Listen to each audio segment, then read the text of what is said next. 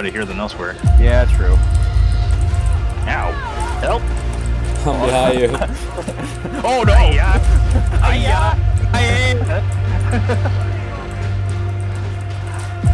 no!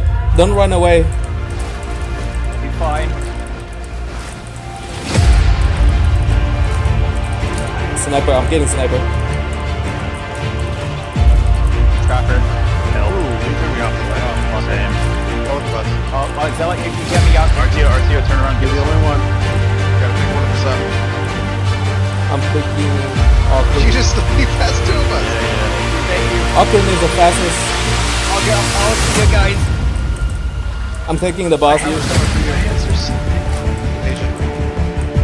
I'll save all of you. I'm not in this We're so sweaty. Thank you, RTO. I got the sniper. Barrel's gonna blow. Beam's down.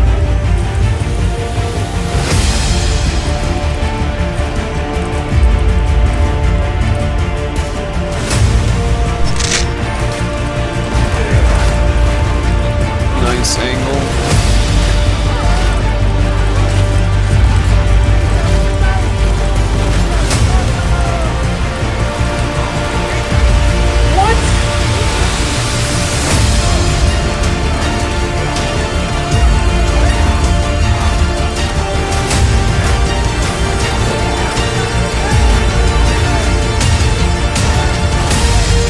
An entire horde of ranged people.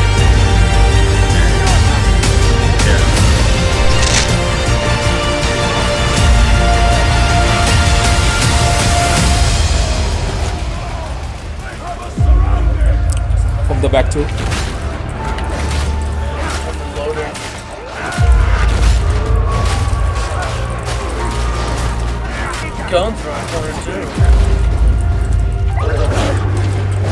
You alright, Zealot? Nice push. Reloading.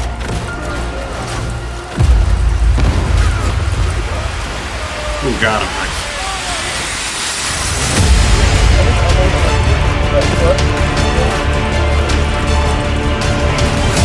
Get that bulwark out of my way if you don't mind. It's keeping me from actually doing a full swing. Thank you. I see another sniper.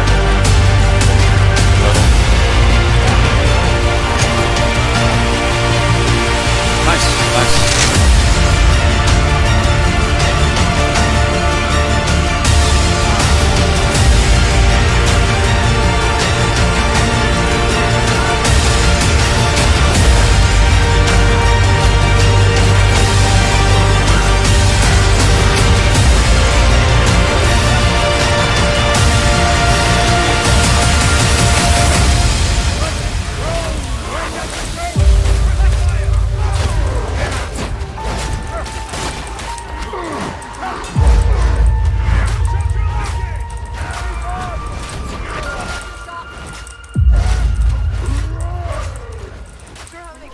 Welcome.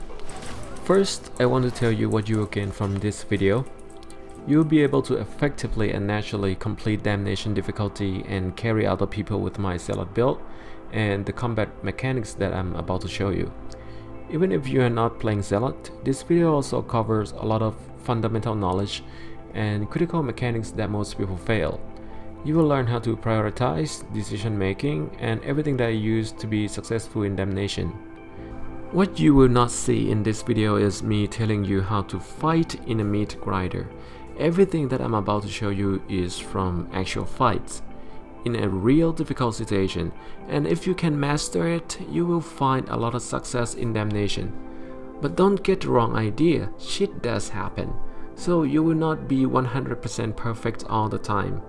And the idea is to minimize mistakes as much as we can. If you enjoyed the guide, please help the channel by liking the video and subscribe to the channel. Thank you.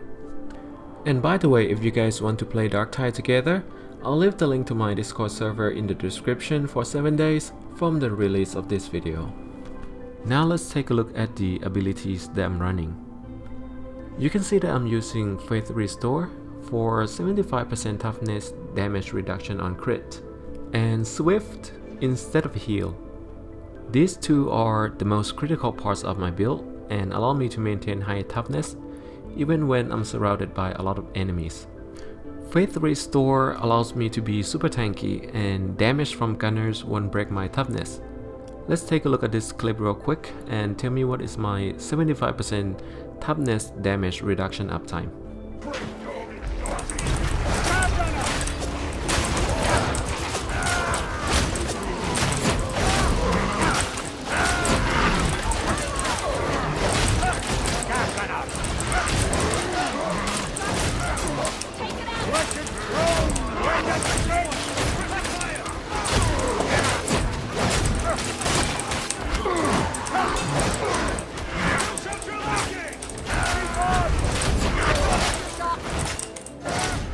As you can see, it was up 100% for a very long time.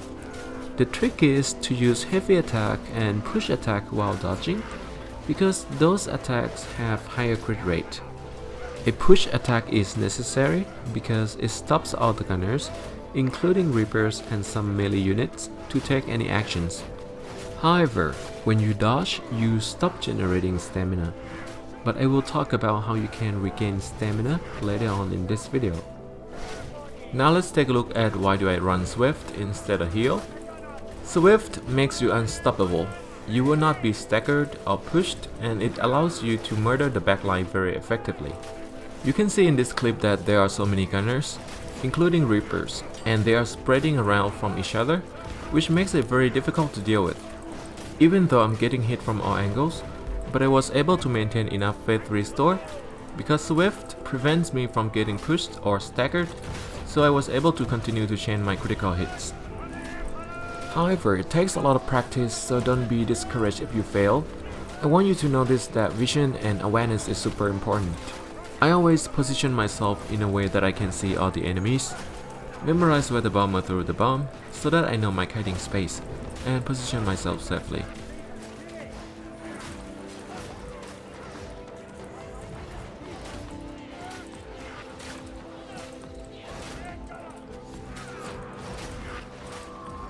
Switching to shotgun and shoot to stop specials can be done very quickly, and it takes only 1 or 2 shots.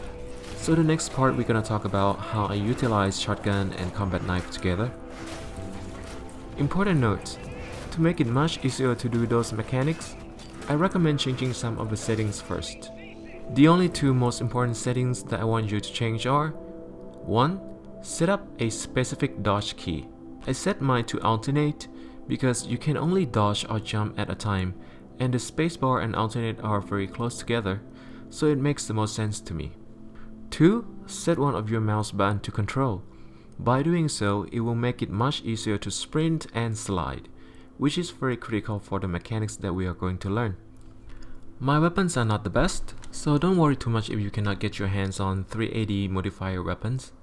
For the accessories, I focus heavily on toughness, stamina, gunner damage reduction, and combat ability regeneration. I run combat knife and shotgun. So why do I use shotgun? It's not about damage, it's about CC to interrupt enemies. Most of the time I don't use shotgun to kill, I use to interrupt actions. I'll let you take a look at these clips to get a demonstration of how I use the 2 weapons together.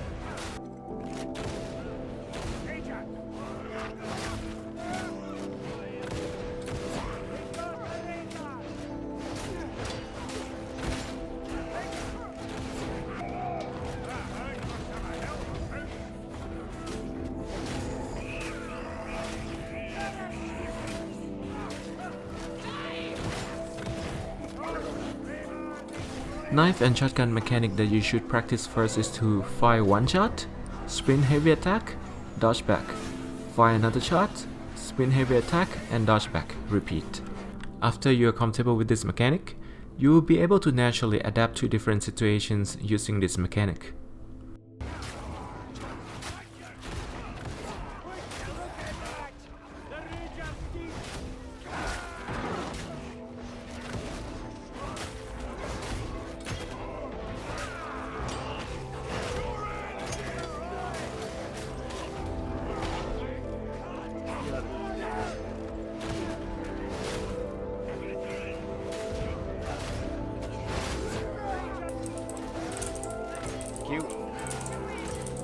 I told you, we've traveled like, what, 10 feet and we have 4 dogs?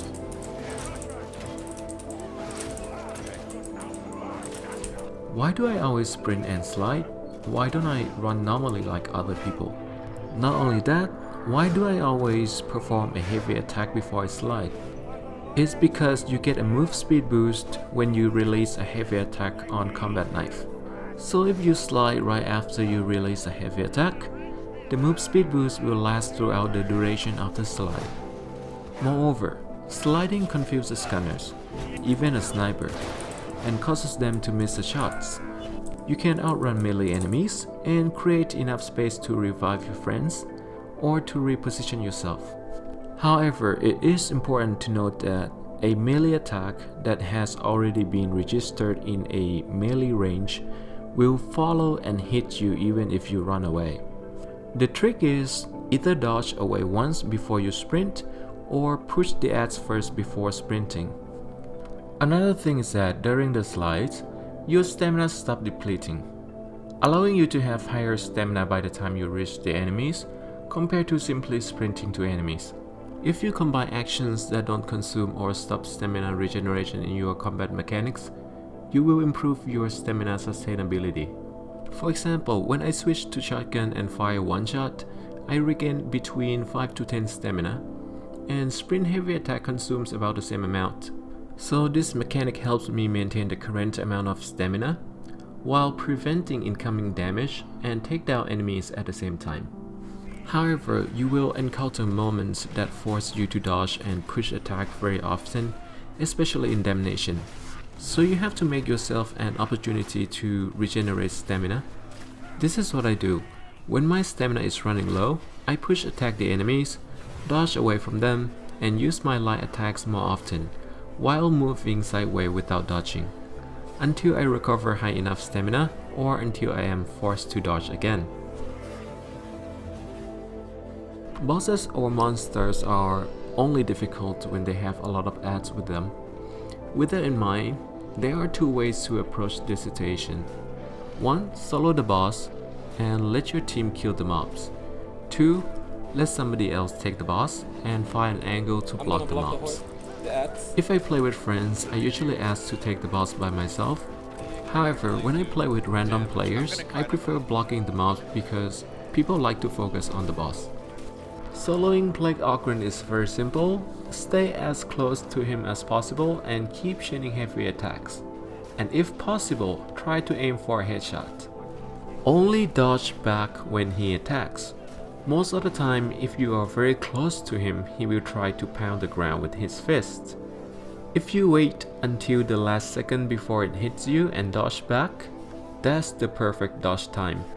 Because as soon as you dodge back, you can sprint right back at him to continue attacking him. However, when he does the uppercut or slam his feet on the floor, you have to wait about 1.5 seconds before you can sprint right back at him. And when he does the 3 sweeps attack, just keep dodging 3 times and then sprint right back at him again. When it comes to Nurgle, the most important thing is to make sure that you are not in a tight space.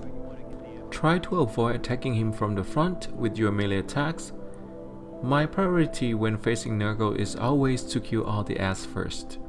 Nurgle is very slow. As long as you have enough space to kite around, you should be able to clear the adds without any trouble. If you are going to melee attack Nurgle, make sure to approach from the side and aim at the yellow dot. Disablers have the highest priority, such as dogs, trappers, and mutants.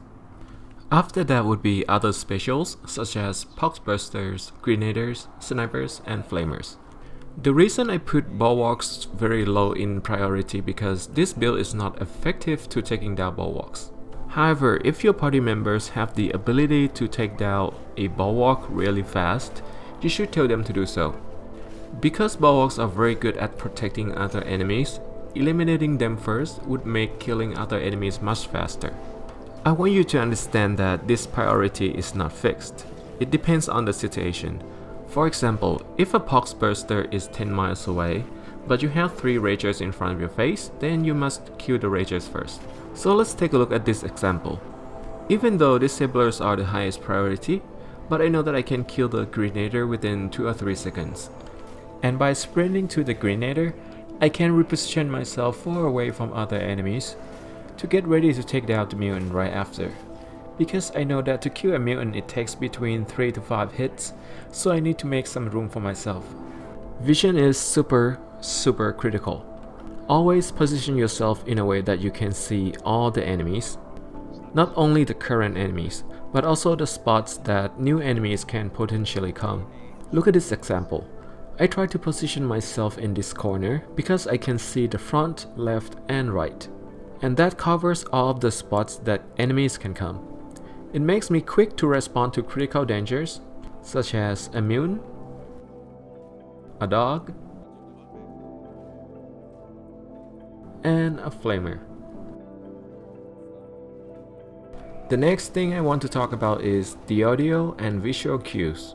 You must pay a lot of attention to them. The game does a fantastic job of giving you hints. Here are some examples. Dodge sideways when a dog barks like this. And very important, you must push at the same time for an extra insurance and to keep the dog staggered. Dodge when a mutant lowers its knees like this at close range. And all other specials have their own sounds, so please be very sensitive to the audio cues. It doesn't matter how much damage you can deal, if a special gets you, you're done. Another critical audio cue is when you're about to get hit from the back, you will hear this sound. So make sure to dodge and block at the same time. There are more details to talk about, but I don't think I can cover all of them. If you have any questions, please feel free to post your comments. I will answer all of them. But now, let's see the final highlights, and I'll see you next time.